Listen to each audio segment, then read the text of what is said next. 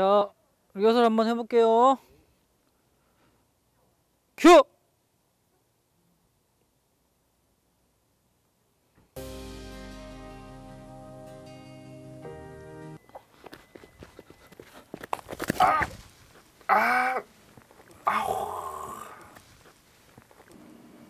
교수님.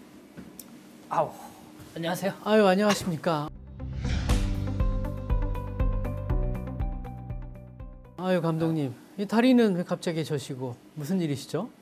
제가 아까 그 야외 촬영 리허설 하다가 돌부리에 걸려 넘어졌거든요. 정말 큰일 날 뻔했네요.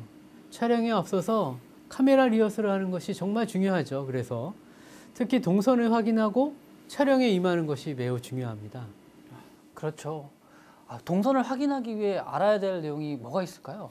네, 그래서 오늘은 피사체와 카메라의 동선, 카메라 워킹, 그리고 카메라 리허설 준비 내용, 그리고 다양한 카메라 앵글과 샷의 크기에 따른 의미에 대해서 알려드리겠습니다.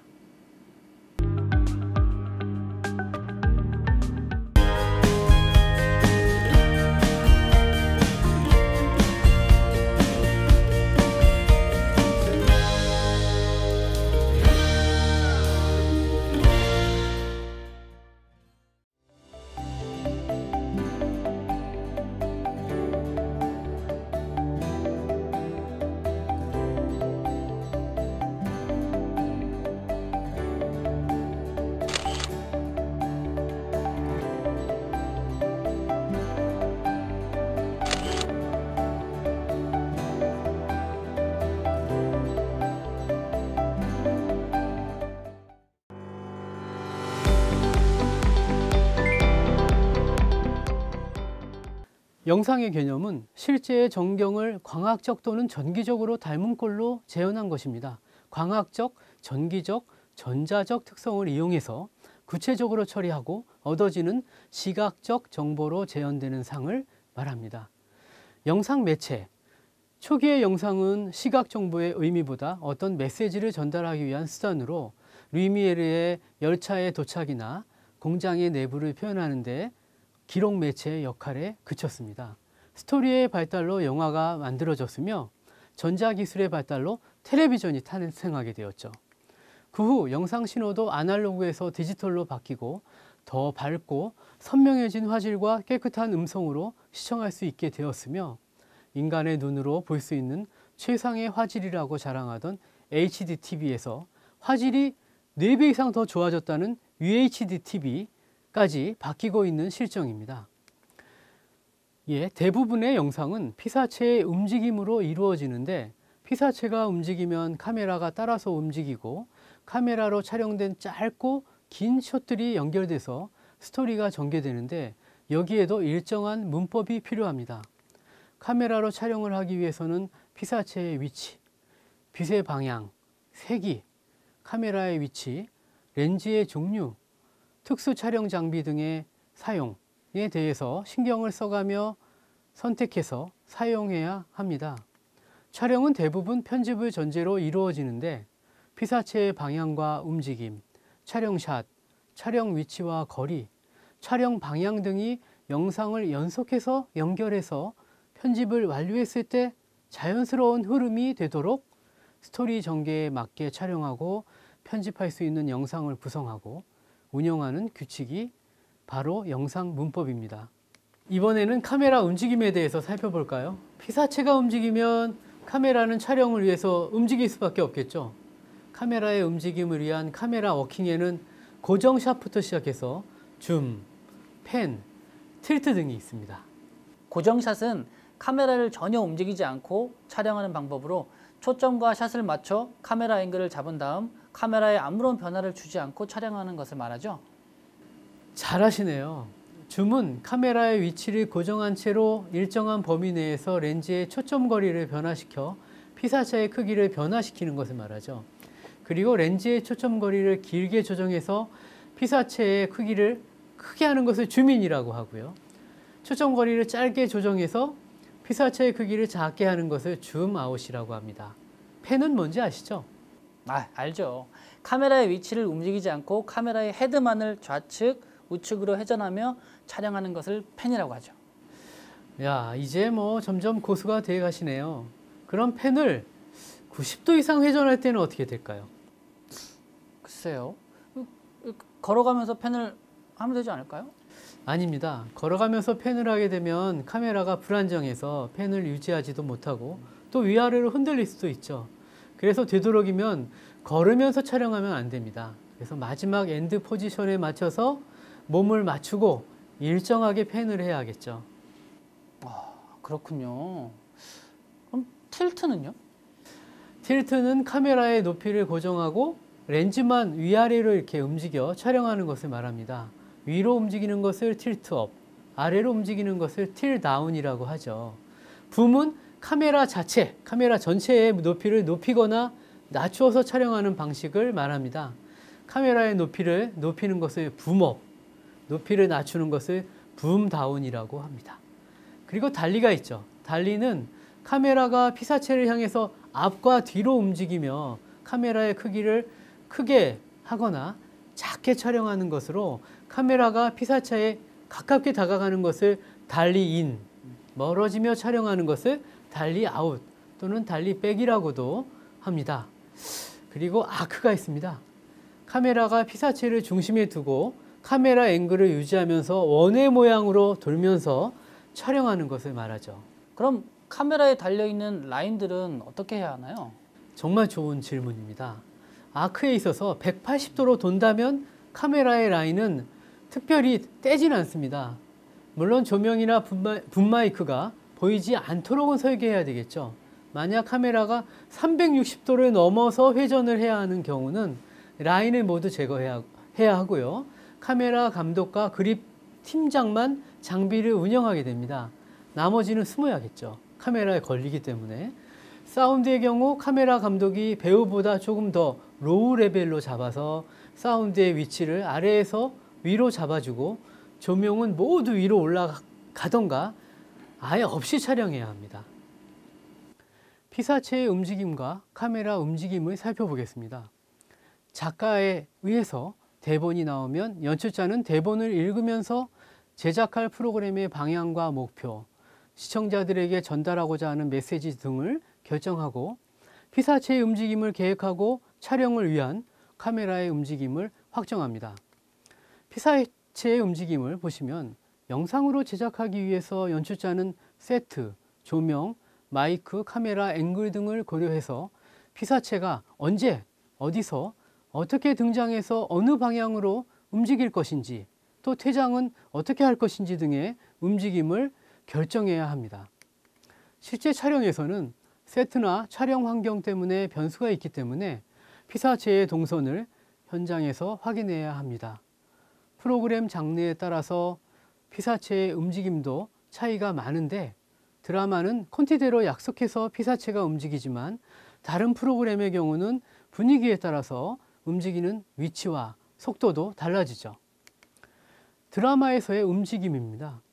연출자가 작성한 대본에 세트의 대략적인 모형과 피사체의 움직임을 표시해 놓았기 때문에 리허설을 하면서 피사체의 움직임의 방향과 위치, 속도를 기록하고 촬영에 실수가 없도록 촬영 감독은 대본에 표시해 놓기도 합니다. 교양 프로그램에서의 움직임입니다.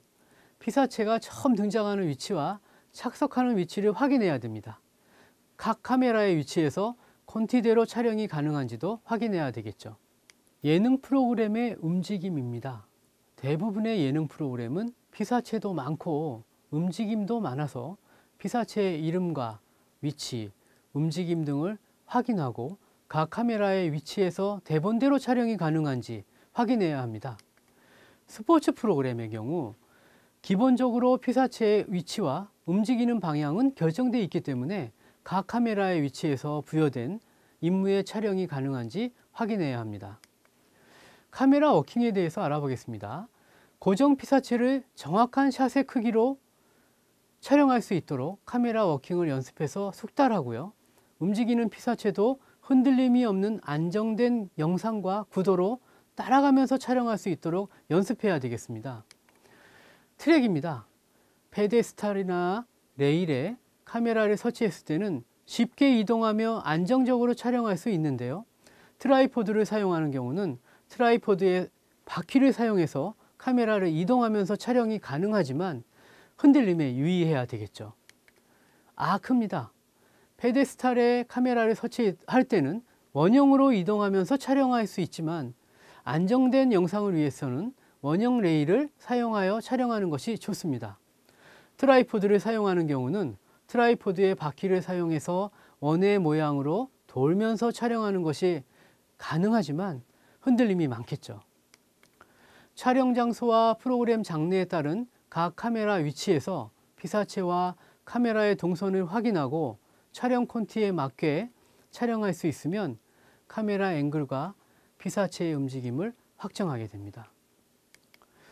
스튜디오 촬영입니다. 스튜디오는 바닥이 우레탄으로 되어 있어서 페데스탈이나 달리를 사용하는 카메라가 쉽게 이동하고 촬영할 수 있도록 설계되어 있습니다.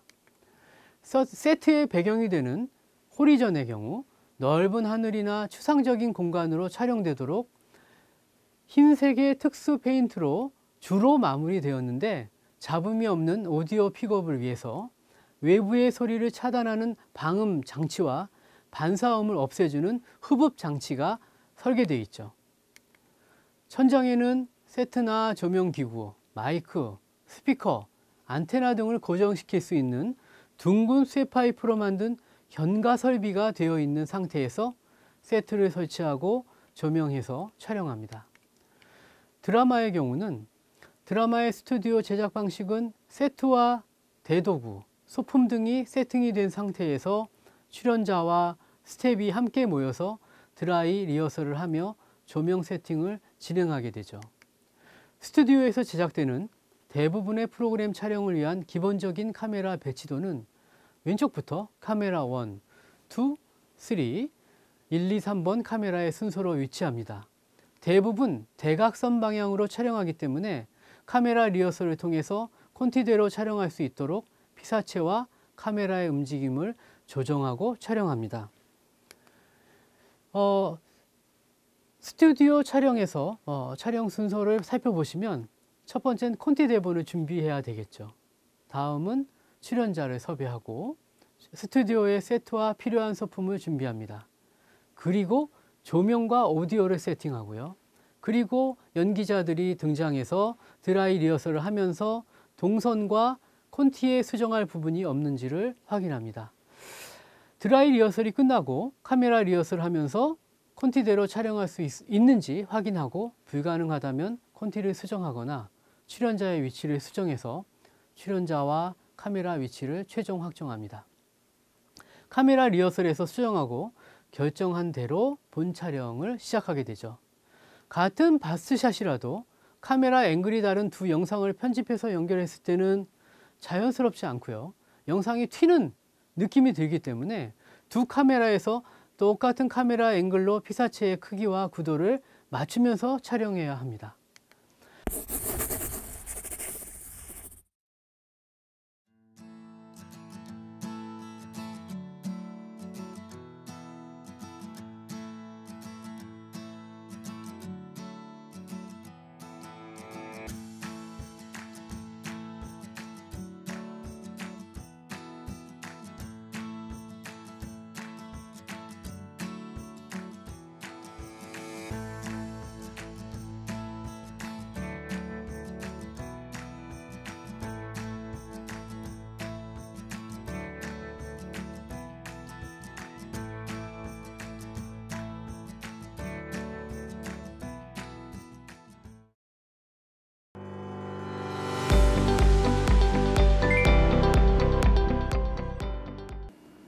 이번에는 촬영 영상 설계에 대해서 알아보도록 하겠습니다. 감독님은 카메라 앵글에 대해서 좀 아시죠? 네. 수평 앵글, 하이 앵글 뭐 정도는 알겠는데 각 앵글을 어느 때 사용하는 것이 좋은지는 좀 헷갈리네요. 그러시군요. 설명을 해드리겠습니다.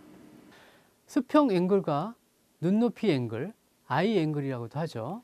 피사체와 같은 높이에서 카메라로 촬영하는 것을 말하며 수평 앵글은 안정감이 있고 자연스럽고 편안한 느낌을 주는 영상으로 객관적인 느낌을 만들기 때문에 가장 많이 사용하는 앵글입니다.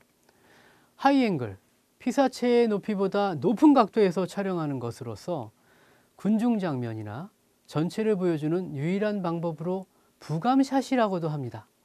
전경을 보여주거나 전체적인 상황이나 설명을 할 때 객관성을 가진 묘사에 많이 사용됩니다. 초라함이나 비굴함 이런 것들을 의미하며 입체감이 있는 샷의 구성으로 사용되기도 하죠. 로우 앵글입니다. 피사체보다 낮은 위치에서 촬영하는 카메라 각도를 말합니다. 안각이라고도 하죠. 우월함이나 힘이 있는 모습을 나타내고자 할 때 사용하며 아이들의 시선이나 누워있는 사람의 시선을 나타낼 때도 사용합니다. 사각 앵글입니다. 카메라를 기울여서 영상이 전체적으로 기울게 촬영하는 평형을 깬 영상입니다. 불안감이나 대립, 싸움, 항쟁의 느낌으로 싸우는 장면이나 지진과 같은 재난, 폭동이나 화재, 조난 등의 혼란함을 극적으로 표현하기 위해서 효과적으로 사용되죠. 카메라 샷의 크기에 따른 의미와 사용에 대해서 알아보겠습니다. 익스트림 롱샷입니다. 피사체가 아주 작게 보이고 배경은 매우 넓게 촬영해서 멀리서 보는 느낌을 주면서 주 피사체보다는 주 피사체가 위치해 있는 주위 배경을 탁 트인 시선으로 보여주기 위한 샷입니다.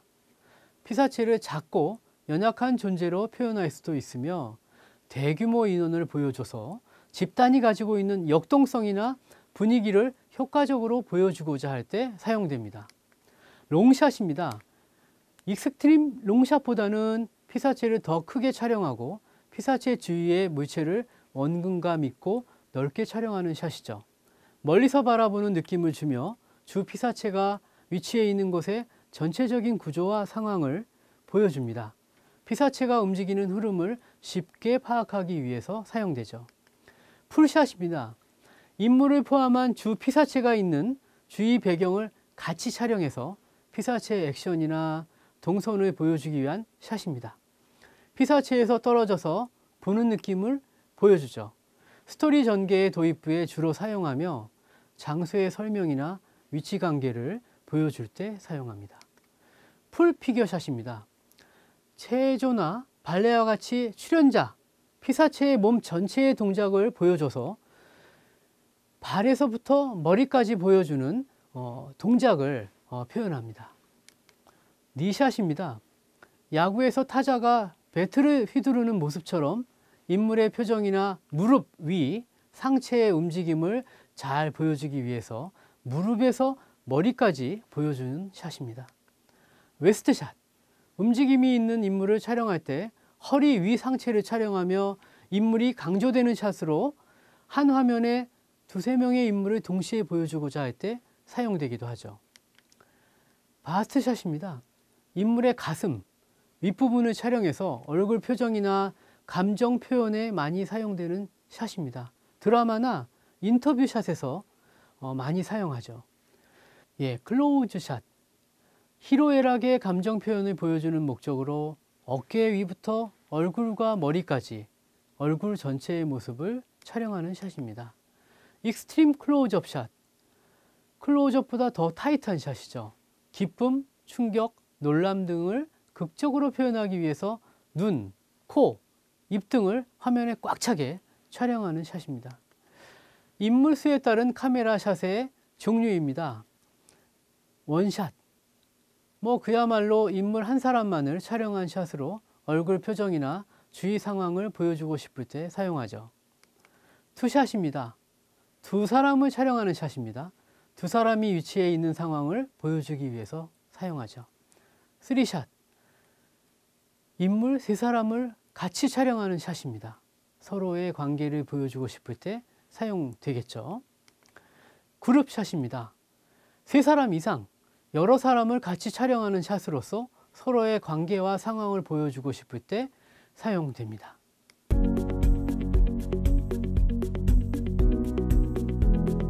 카메라 앵글은 네 가지 종류로 나눌 수 있습니다.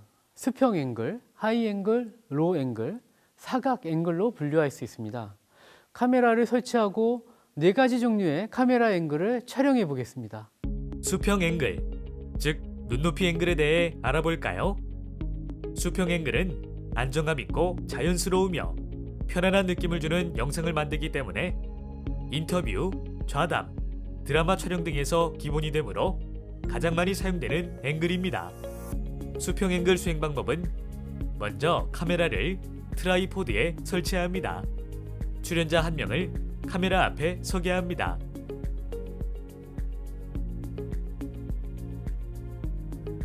출연자의 눈의 높이와 같게 트라이포드 높이를 조정합니다.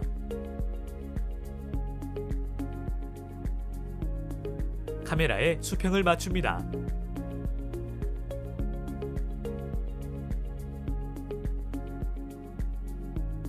출연자를 바스트샷으로 촬영합니다.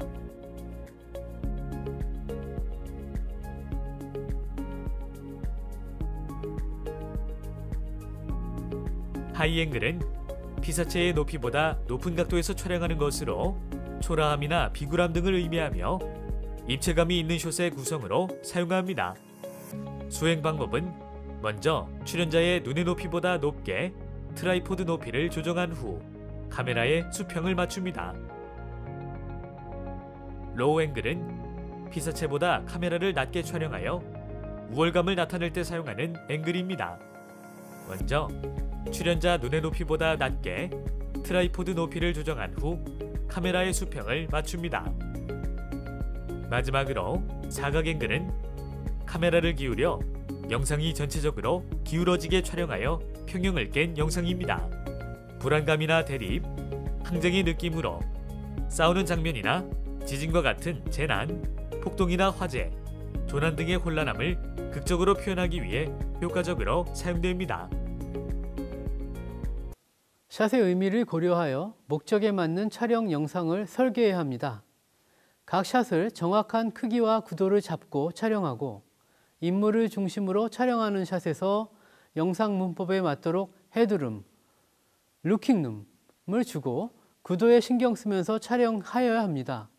다음에 나오는 롱샷, 풀샷, 니샷, 웨스트샷, 바스트샷, 클로즈업 등에 대한 내용을 확인해 보시기 바랍니다. 익스트림 롱 숏에 대해 살펴보겠습니다. 이는 주 피사체보다는 두 피사체가 위치해 있는 주위 배경을 촬영하기 위한 숏으로 광활하고 시원한 느낌을 주어 타이틀이나 처음 소개할 경우에 많이 사용합니다. 수행 방법은 카메라를 피사체에서 아주 멀리 설치하여 피사체를 작게 촬영하여 피사체보다는 주위의 전체적인 구조를 보여주도록 합니다.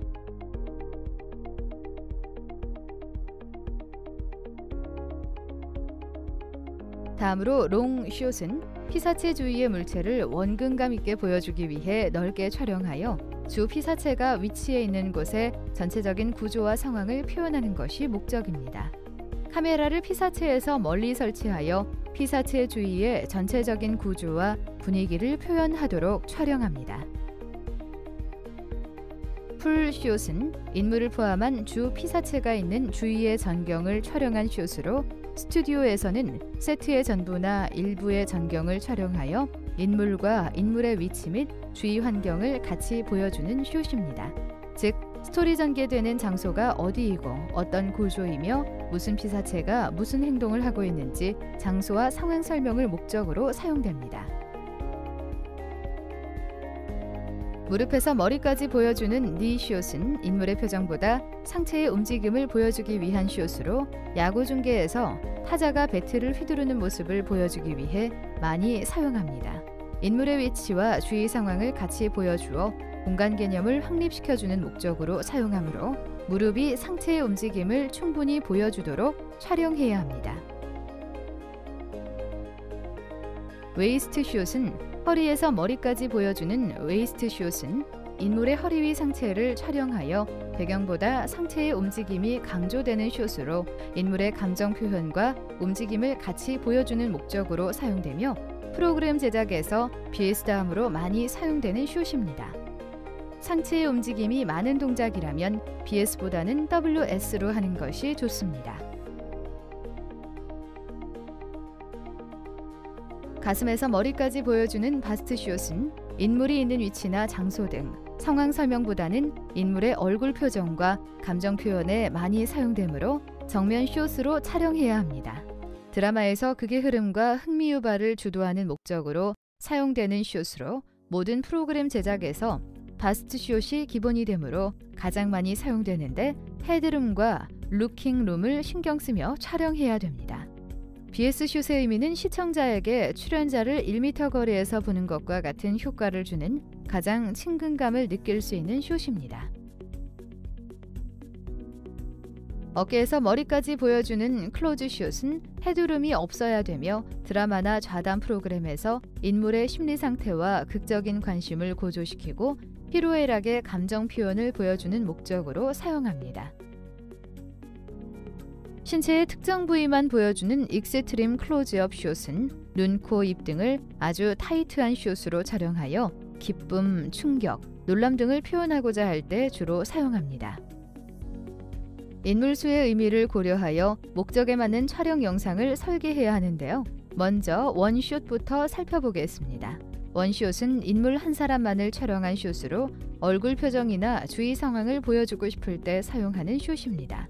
투숏은 인물 두 사람만을 촬영한 숏으로 두 사람이 위치해 있는 상황을 보여주기 위해 정면에서 촬영하는 정면 2S와 두 사람이 마주보고 이야기할 때 이야기를 듣고 있는 상대방과의 관계를 표시하기 위해 상대방의 어깨를 걸쳐 촬영하는 오버 더 숄더 2숏이 있습니다.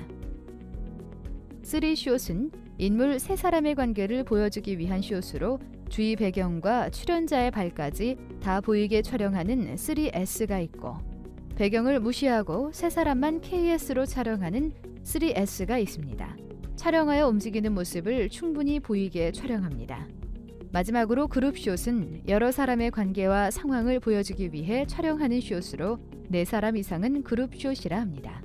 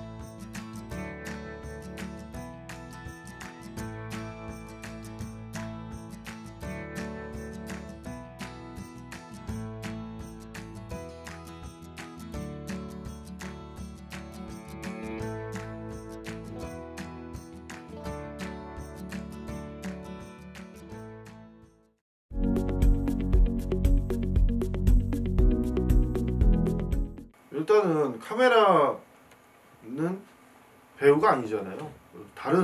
서로 다른 이제 생각을 갖고 있으면 배우는 왼쪽으로 움직이고 싶은데 카메라는 오른쪽으로 움직이면 서로 다른 이제 화면이 나오겠죠. 필요 없는 화면이 나옵니다.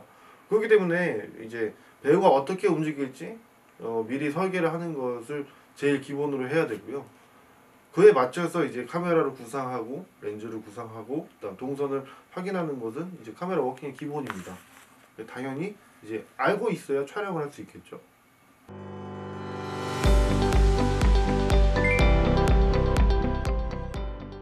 네, 오늘 이렇게 동선에 대해서 살펴보셨는데 어떠셨습니까? 네, 동선 확인에 있어서도 다시 한번 촬영 감독의 역할이 매우 중요하다는 생각이 드네요. 특히 니샷, 웨이스트샷, 바스트샷 등에 대한 의미와 쓰임은 제가 미처 생각지 못했던 부분들이었는데 그 부분까지 배울 수 있어서 현장에서 매우 도움이 될 것 같습니다. 이 교수님의 말씀을 들으니까 힘이 솟아서 그런지 이 다리도 괜찮아진 것 같아요. 정말이요? 예, 다행입니다. 오늘은 여기까지 하겠습니다. 감사합니다. 문 이쪽인데. 자,